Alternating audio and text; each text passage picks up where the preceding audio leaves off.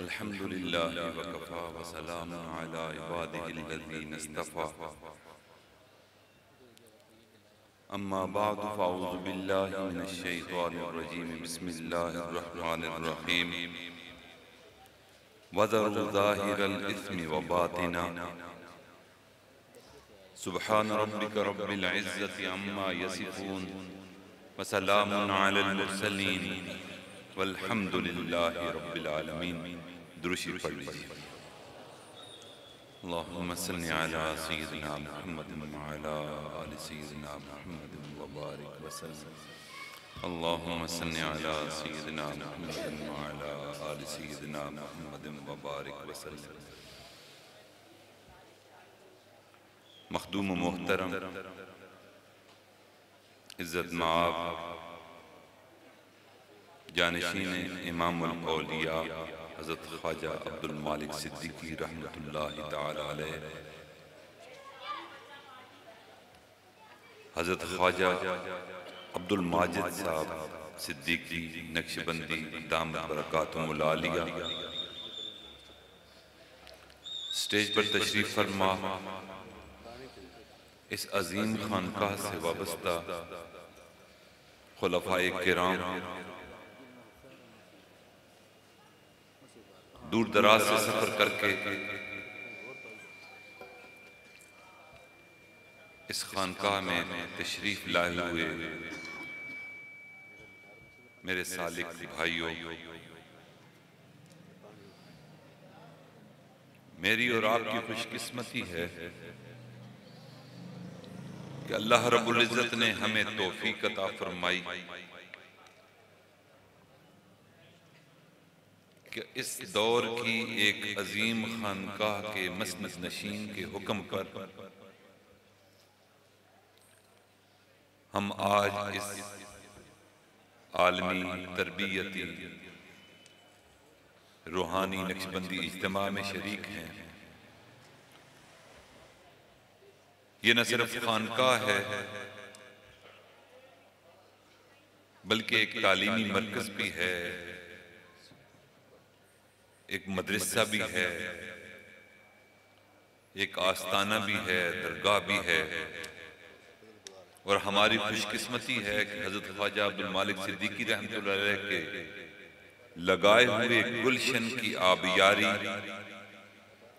जिस मेहनत, फिक्र, तड़प, लगन के साथ हज़रत ख्वाजा साहब फरमा रहे हैं, अल्लाह से दुआ है कि अल्लाह रब्बुल इज़्ज़त इनका साया हमारे सरों पर तादेर कायम दायम फरमाए, इनकी दुआओं से हमें कभी महरूम न फरमाए।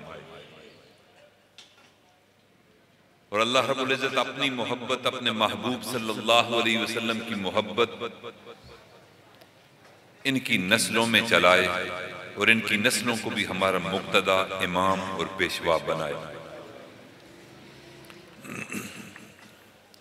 मैंने आपके सामने कुरान पाक की आयत मुबारक की तिलावत की।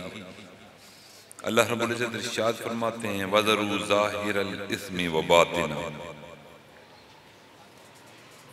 जाहिर और छुपे हुए खुफिया गुनाहों को तुम छोड़ दो। अब गुनाह की तारीफ क्या है? हर वो काम जो कुरान और सुन्नत के खिलाफ हो, हर वो काम जिससे अल्लाह रब्बुल इज़्ज़त का हुक्म टूट रहा हो, हर वो अमल जिससे नबी अलैहिस्सलातु वस्सलाम की सुन्नत छूट रही हो, वो गुनाह है। अब हल क्या है? इस गुनाह को छोड़ना है, इसके साथ जिंदगी गुजारनी है। छोड़ना है तो किस अंदाज में छोड़ना है? लेकिन एक बात ज़हन में रखें कि इंसान के जिस्म में अगर कोई नासूर हो, कैंसर ज़दा कोई हिस्सा हो, जब तक उस कैंसर वाले हिस्से को काट कर अपने जिस्म से हम अलहदा नहीं करेंगे, उस वक्त तक हमारा जिस्म एक अज़ियत में मुब्तला रहेगा और एक वक्त आएगा कि हमारी जिस्मानी मौत वाक़या हो जाएगी। इसी तरह मेरे भाइयों, ये गुनाहों का नासूर, गुनाह चाहे छोटा हो या बड़ा, अगर इसके साथ हमने जिंदगी गुजारनी शुरू कर दी तो जिस तरह बीमारी लगातार हो तो जिस्मानी मौत वाक़या होती है, अगर गुनाह लगातार जिंदगी में हो तो ईमान की मौत वाक़या हो जाती है। अब हल यही है कि इस आदत को तर्क कर दिया जाए, गुनाह को छोड़ दिया जाए, वरना ये आदत पुख्ता हो जाएगी और एक वक्त आएगा कि इस आदत से जान छुड़ाना नामुमकिन हो जाएगा। कच्चा धागा अगर किसी बच्चे को पकड़ाया जाए कि बेटा इसको तोड़ दो, तो कम से बच्चा भी हाथ में पकड़कर उस धागे को तोड़ देगा। लेकिन अगर उस धागे से रस्सी बन जाए तो जहन में रखें कि उस रस्सी के साथ समुद्र में लाखों टन वजनी जहाज, बहरी जहाज, उस रस्सी के साथ लंगर अंदाज कर दिया जाता है। लाखों टन का वजन भी उस रस्सी को तोड़ नहीं सकता। इसी तरह मेरे भाइयों, ये छोटे छोटे गुनाह अगर हमने अपनी जिंदगी में यूं ही दाखिल किए रखे तो ये गुनाहों का रस्सा हो जाएगा और उस गुनाहों के रस्से से जान छुड़ाना हमारे लिए नामुमकिन हो जाएगा। इन खानकाहों में यही दर्स दिया जाता है। इन खानकाहों में जब बंदा आता है तो इंसान को अपने कसूर और खताएं नजर आना शुरू हो जाती हैं। ये अहलुल्लाह की नजर होती है कि जूं जूं इंसान खानकाहों के करीब तर आता चला जाता है, सारे दावे खत्म, चौधराटें खत्म, इल्म का गुरूर खत्म और इंसान को अपने बदअमालियां मुजस्सम होकर सामने नजर आना शुरू हो जाती है। इसलिए इस इज्तिमा में आते हैं तो हम ये अहद लेकर आए, अज़्म ताज़ा लेकर आए कि हम गुनाहों से पाक जिंदगी गुजारने की इंशाअल्लाह कोशिश करेंगे। मेरे भाइयों, एक आकाश बेल होती है, छोटी सी बेल होती है, दरख्त की जड़ में से वो निकलती है। इंसान समझता है कि ये नन्ही सी कोंपल है, ये कायम रहे, कोई हर्ज नहीं। दरख्त मोटा ताजा तने वाला होता है, आंधी तूफान उसको नहीं हिला सकते। लेकिन वो आकाश बेल जब थोड़ी सी बड़ी होती है तो उस दरख्त के इर्द गिर्द वो जाल बुनना शुरू हो जाती है और आखिर तक चली जाती है। वो दरख्त जो हरा भरा होता है, जिसके साए से इंसानियत फायदा उठाती है, जिसके नीचे पड़ाव डाला जाता है, एक वक्त आता है कि वो हरा भरा दरख्त उस छोटी सी कोंपल जो आकाश बेल की निकलती है, जब उसके गिर्द वो बेल लिपट जाती है, एक वक्त आता है वो सारा दरख्त सूख कर खुश्क हो जाता है। मेरे भाइयों, यही हमारे हाल गुनाहों का है। हम गुनाह को छोटा ना समझें, ये देखें कि हम नाफरमानी किसकी कर रहे हैं, हम किसके हुक्मों को तोड़ रहे हैं। और वही गुनाहों की आकाश बेल हमारे गिर्द यूं जाल बुनेगी कि एक वक्त आएगा कि जो ईमान की तरावट है, ईमान का सब्जा है, ईमान की नेमत है, उस आकाश बेल की वजह से, गुनाहों के असरात की वजह से हमारे ईमान की मौत वाक़या हो जाएगी। इसलिए आप इब्न क़य्यिम रहमतुल्लाह अलैह फरमाते हैं कि ऐ दोस्त, ये न देखना कि गुनाह छोटा है, ये बड़ा, बल्कि उसकी जात की अजमत को देखना। अल्लाह अकबर। उसकी जात की अजमत को देखना कि तू जिसकी नाफरमानी कर रहा है। तू गुनाह करते हुए एक बच्चे का भी लिहाज करता है कि ना समझ बच्चा है, ये कहीं देख ना ले। जितना हम बच्चे का लिहाज करते हैं, काश इतना लिहाज हम अपने रब का भी किया करते हैं। हम गुनाह करते हुए सारे दरवाजे बंद कर लेते हैं, रोशनदान खिड़कियां बंद कर लेते हैं। मेरे भाइयों, अपने गिरेबान में झांकिए, कि हम उस रोशनदान को, उस खिड़की को कैसे बंद कर सकते हैं जिससे हमारा परवरदिगार देखता है। अल्लाह रब्बुल इज्जत गुनाहों से पाक जिंदगी हमें अता फरमाए।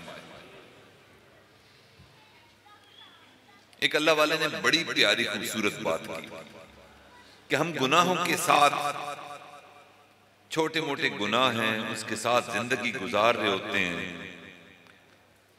लोग हमारी तारीफ कर रहे होते हैं, फलां चौधरी साहब हैं, फलां मलक साहब हैं, फलां मौली साहब हैं, कारी साहब हैं। तो वो फरमाने लगे कि ऐ दोस्त जिसने तेरी तारीफ की, ऐ दोस्त जिसने तेरी तारीफ की, दर हकीकत उसने तेरे परवरदिगार की सिफत सत्तारी की तारीफ की। एक वक्त था पहली उम्मतों के गुनाहों की बदबू हुआ करती थी। झूठ बोला एक खास बदबू, बेहयाई का काम किया दूसरी बदबू, किसी पर जुल्म तोड़ा एक अलग किस्म की बदबू। यूं पता चल जाया करता था, लोगों को खबर हो जाया करती थी कि ये बंदा बदकारी करके आया है, ये झूठ बोल कर आया है, ये किसी बेवा और यतीम का हक खाकर आया है। कुर्बान जाएं नबी अलैहिस्सलातु वस्सलाम की जात पर। मेरे भाइयों, आज जो हम इज्जतों के साथ जिंदगी गुजार रहे हैं, खूबसूरत जिंदगी गुजार रहे हैं, लोगों की नजरों में मोतबर हैं, ये हम आमाल की वजह से नहीं है, ये नबी अलैहिस्सलातु वस्सलाम की दुआ की कबूलियत का नतीजा है। हम उनके आंसुओं का हिसाब कैसे देंगे कि रातों को उठ उठ कर इस उम्मत के लिए रोते थे, इतना रोते थे कि रीश मुबारक आंसुओं से तर हो जाया करती थी। एक आंसू की कीमत पूरी कायनात भी नहीं हो सकती। नबी अलैहिस्सलातु वस्सलाम के उस आंसू, मुकद्दस आंसू की कीमत जो उन्होंने गम की हालत में बहाए हैं, मेरे भाइयों हमें पता ही नहीं चलता। कई कई दिन गुजर जाते हैं, दुरूद शरीफ नहीं, आका की खिदमत में सलात नहीं पढ़ते, हम आका को दुरूद का हदिया नहीं भेजते। कई कई दिन गुजर जाते हैं, हम गाफिल पड़े रहते हैं। मेरे भाइयों, आज ये अहद कर लें कि हम अपनी आइंदा जिंदगी में आका की खिदमत अक़दस में दुरूद शरीफ का तोहफा भेजा करेंगे इंशाअल्लाह। हदीस पाक में आता है कि नबी अलैहिस्सलातु वस्सलाम ने इरशाद फरमाया कि रोशन दिन और रोशन रात को मुझ पर कसरत से दुरूद पाक पढ़ा करो। और फिर हमारी किस्मत देखिए, हमारी जिंदगी में कोई गम हो, रोजगार का मसला हो, मुआश का मसला हो, बीमारी की सूरत हो, बच्चों की नाफरमानी हो, बेसकूनी हो, हम खानकाहों में आते हैं, अल्लाह वालों की खिदमत में रहते हैं, जूते उठाते हैं, मस्जिद के इमाम साहब से अर्ज करते हैं दुआओं की, मुफ्ती साहब जो शहर के हैं उनकी खिदमत में जाते हैं कि मुझे ये मसला है, ये परेशानी है, मेरे गुनाहों की शामत, मेरे मसले को अल्लाह ताला हल फरमा दे, दुआ कर दीजिए। और वाकई अल्लाह वालों की दुआएं कबूल होती हैं। एक दुआ है गुलाम की दुआ और एक दुआ है इमामुल अंबिया की दुआ। हजूर नबी करीम सल्लल्लाहु अलैहि वसल्लम इरशाद फरमाते हैं कि जो मुझ पर एक मर्तबा दुरूद पाक पढ़ता है, मैं उसका भी और उसके वालिद का नाम भी लेकर फिर उसके लिए मग़फ़िरत की दुआ किया करता हूं।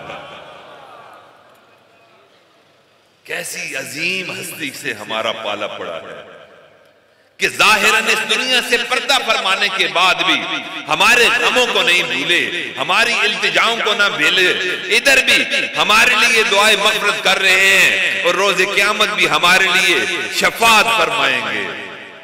हमारे पास उनका आसरा अगर रोज़े माशर ना हो, मेरे भाइयों नाम अमाल तो खाली है। जिस तरह नमाज होनी चाहिए हमारी नमाज नहीं, जिस तरह रोजा हुजूरी के साथ रखना चाहिए उस तरह हमारा रोजा नहीं, ज़कात नहीं, सदकात नहीं, दीगर अमाल तो दूर की बात, हमें एक सहारा है तो नबी अलैहिस्सलातु वस्सलाम के दामन से सहारा है। इंशाअल्लाह आका हमारे हक में शफाअत फरमाएंगे तो हमारा बेड़ा पार होगा। इसलिए आज जुमेरात भी है, ये रोशन रात भी है, कल जुम्मे का दिन है, रोशन दिन है। ये अहद करें कि आइंदा जिंदगी कसरत दरूद शरीफ का अमल बार बार दोहराते रहेंगे इंशाअल्लाह। मेरे भाइयों, वजूहात गुनाह क्या है?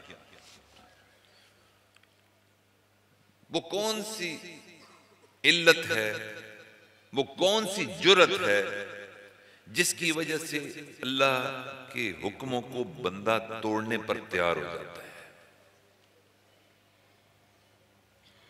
सबसे पहली वजह क्या है कि गुनाहगार बंदा ये समझ रहा होता है कि मुझे कोई नहीं देख रहा। पहली वजह गुनाह की है कि मैं छुप कर गुनाह कर रहा हूं, सारे दरवाजे बंद, खिड़कियां बंद, रोशन बंद, कोई पास नहीं, मैं अकेला हूं और मैं गुनाह कर रहा हूं। जब ये जुर्रत हो तो फिर गुनाह होता है। ये एहसास हो कि कोई नहीं देख रहा तो फिर गुनाह बंदे से सरजद होता है। इस हालत में अल्लाह ताला कुरान पाक में इरशाद फरमाया कि बंदा जब तू ये समझे कि कोई तुझे नहीं देख रहा तो मेरी ये आयत अपने जहन में लाकर अपनी जुबान से दोहराओगे, इस ये एहसास भी जाता रहेगा, इंशाअल्लाह जुर्रत भी जाती रहेगी। अल्लाह ताला इरशाद फरमाते हैं इन्ना रब्बका लबिल मिर्साद, तेरा रब तेरी घात में है। घात किसको कहते हैं? शिकारी जब शिकार की तरफ मुतवज्जो होता है तो किस हालत में होता है? सांस ना निकले, जिस्म हरकत ना करे, साकत जामद होकर यूं शिकार पर नजर रखता है कि अगर मैं थोड़ा सा हिला, मेरी सांसों की आवाज आई, ये परिंदा उड़ जाएगा, शिकार हाथ से निकल जाएगा। ये जो शिकारी की पोजीशन और हालत होती है इसको मिर्साद बोलते हैं। अल्लाह कहता है मेरा बंदा तू गुनाह करना चाहता है, शिकारी की शिकार पर उतनी तेज नजर और घात नहीं है जितनी मैं रब रहमान की तुझ गुनाहगार पर नजर है। जब ये एहसास आ जाए कि मुझे कोई ना देख रहा, कोई देख नहीं रहा, उस वक्त ये आयत मुबारका हमारी जुबान पर आ जानी चाहिए। हम इसका इस्तेहजार करें कि इन्ना रब्बका लबिल मिर्साद, तेरा रब तेरी घात में है, तेरे शिकार की तरह घात में है। पहली चीज। दूसरी वजह जिसकी वजह से इंसान गुनाह की जुर्रत करता है वो ये है कि मैं जो गुनाह कर रहा हूं किसी के इल्म में नहीं। मैं फोन कर रहा हूं किसी को पता नहीं, मैं टेक्स्ट मैसेज कर रहा हूं किसी के इल्म में नहीं, ये जो मैं ऊंच नीच कर रहा हूं ये मुझ तक और उस तक महदूद है, किसी को खबर नहीं, कानो कान खबर नहीं। अल्लाह कहता है जब ये सोच आए तो तुझसे गुनाह हो सकता है मेरा बंदा, उस वक्त मेरी कुरान पाक की ये आयत तू दोहरा लिया कर। अल्लाह फरमाते हैं याअलमु खाइनतुल आयुन व मा तुख्फिस सुदूर, तुम्हारी जो आंखों की खियानत है, जो दिलों के अंदर तुम्हारी छुपे हुए ख्यालात हैं, अल्लाह कहता है मैं उन आंखों की खियानत को भी जानता हूं, दिल में छुपे हुए ख्यालात को भी जानता हूं।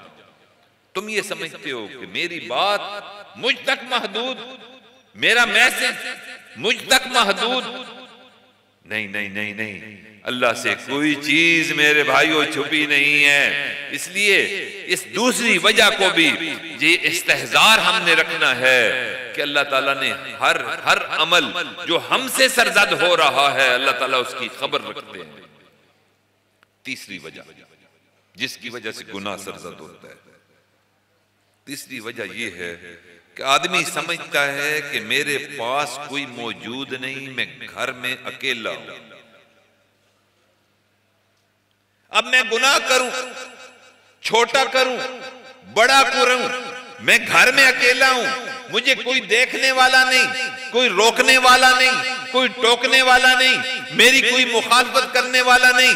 अल्लाह ताला कहते हैं नहीं मेरा बंदा, जब तुम दो होते हो तीसरा मैं होता हूं, तुम तीन होते हो चौथा मैं होता हूं, तुम चार होते हो पांचवा मैं होता हूं। इसलिए हमारे मशाइख ने फरमाया कि वहुवा माकुम ऐनमा कुंतुम, वो तुम्हारे साथ है तुम जहां कहीं भी होते हो, तुम अकेले हरगिज नहीं, तुम्हारा रब तुम्हारे साथ है। ये जो वकूफ कल्बी की नेमत हमारे मशाइख बताते हैं, ये क्या है? ये यही इस्तेहजार है कि हर वक्त ध्यान अल्लाह की तरफ रहे। और मशाइख कहते हैं कि हर लम्हा, हर लहजा, हर आन रखना है ध्यान कि मेरा दिल कर रहा है अल्लाह अल्लाह अल्लाह। जब ये कैफियत बनती है तो फिर अल्लाह ताला कि ये आयत मुबारका हमारे सामने आ जाती है कि वहुवा माकुम ऐनमा कुंतुम, वो रब तुम्हारे साथ है तुम जहां कहीं भी हो। और चौथी वजह गुनाह करने की जो वजह है वो ये है कि इंसान ढीठ हो जाए, लापरवाह हो जाए कि मेरा कोई कुछ नहीं बिगाड़ सकता, मेरे वालिद की वफात हो गई, मेरा कोई बड़ा नहीं। ये जो एहसास है इसकी वजह से भी गुनाह होता है। इसलिए आप और मैं इस इज्तिमा में शरीक हैं। इस इज्तिमा में हम ये अहद करके जाएं कि इंशाअल्लाह मरते दम तक अपने इन मशाइख के साथ वाबस्ता रहेंगे इंशाअल्लाह। अल्लाह करे किसी का कोई बड़ा हो, वालिद माजिद मुर्शिद आलम महबूब अल आरिफीन हजरत ख्वाजा पीर गुलाम हबीब नक्शबंदी रहमतुल्लाह फरमाते हैं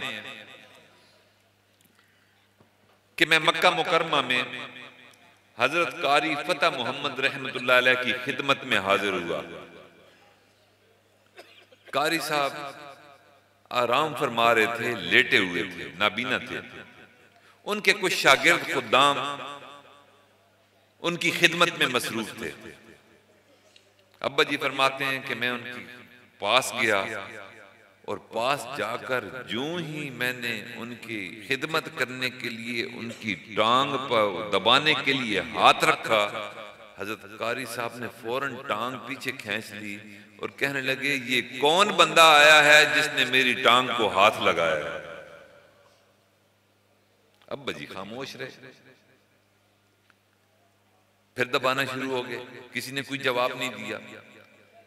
दोबारा जब अब्बा जी ने दबाना शुरू कर दिया तो फिर दोहराया कि ये कौन बंदा है कि जो मेरी खिदमत कर रहा है। तो फिर हजरत अब्बा जी ने कहा कि हजरत कारी साहब मैं गुलाम हबीब हूँ। तो हजरत कारी साहब ने कहा कि हजरत आपने मेरी टांगों को नहीं दबाना। अब्बा जी कहने लगे कि यूं ही कारी साहब के मुंह मुबारक से ये अल्फाज निकले कि मेरी टांगों को आप मत दबाएं, तो मुझे एहसास हुआ कि गुलाम हबीब तेरे मुर्शिद के दुनिया के जाने के बाद जितना तेरा नुकसान हुआ इतना किसी का भी नहीं हुआ। अब कोई बुजुर्ग ऐसा नहीं जिसको तुम अपना बड़ा कह सको, अपना शेख कह सको, अपने उस्ताद कह सको। ये जो एहसास होता है ना कि किसी की पुश्त पर दुआएं हों, किसी का चेहरा सामने आ जाए, मेरे भाइयों ये बड़ी नेमत है। हम खुशकिस्मत हैं कि इस खानकाह के मसनद नशीन, इस खानकाह के रखवाले हजरत ख्वाजा अब्दुल माजिद सिद्दीकी रहमतुल्लाह अलैह का साया हमारे सरों पर है। अल्लाह ताला इनके साये को दराज फरमाए, इनको फैज को आम फरमाए और इनकी दुआओं से अल्लाह ताला कभी हमें महरूम न फरमाए। तो ये जो सोच है ना कि मेरा कोई कुछ नहीं बिगाड़ सकता, इसकी वजह से गुनाहों की जुर्रत पैदा होती है। जब ये जुर्रत और ये ख्याल पैदा हो तो उस वक्त अल्लाह ताला की कुरान पाक की ये आयत मुबारक सामने आनी चाहिए कि अल्लाह ताला इरशाद फरमाते हैं कि फसब्बा अलैहिम रब्बुका सौता अज़ाब, सो आपके रब ने उन पर अजाब का कोड़ा बरसा दिया जिनकी जुर्रतें फैल चुकी थीं, जो किसी से डर और खौफ जिनके जहन से निकल चुका था, फिर अल्लाह ताला ने अपने अजाब का कोड़ा उन पर बरसाया। अल्लाह ताला से दुआ है कि अल्लाह ताला हमें कभी गुनाह की जुर्रत अता न फरमाए। अल्लाह रब्बुल इज्जत हम सब को अपने मकबूल बंदों में शामिल फरमाए। अल्लाह रब्बुल इज्जत ऐसी खानकाहों से हमें वाबस्ता फरमाए और हमारे बड़ों का साए रहमत हमारे ऊपर कायम दायम फरमाए। आज इस बड़ा ममनून है, मैं तो सुनने के लिए हाजिर हुआ था, हजरत ख्वाजा साहब दामत बरकातुहुल आलिया का हुक्म था, तो उनके हुक्म की तामील में आपके सामने आ गया। हम तो चाहते हैं कि मरते दम तक इस खानकाह के गुलाम रहें, इस खानकाह के जारोब कश रहें, और इस खानकाह से हम भी और हमारे आने वाली नस्लें भी वाबस्ता रहें। अल्लाह ताला हजरत की आने वाली नस्लों को भी हमारा रहनुमा बनाए, हमारा मुर्शिद बनाए, और इस खानकाह को ता क़यामत आबाद फरमाकर जो फैज हजरत सिद्दीकी रहमतुल्लाह अलैह से शुरू हुआ था, अल्लाह ताला उनकी नस्लों में भी ये फैज चलाए और इनकी नस्लों को भी अल्लाह ताला पूरी दुनिया में सिलसिले की खिदमत के लिए कबूल मंजूर फरमाए। व आखिर दावाना अल्हम्दुलिल्लाहि रब्बिल आलमीन।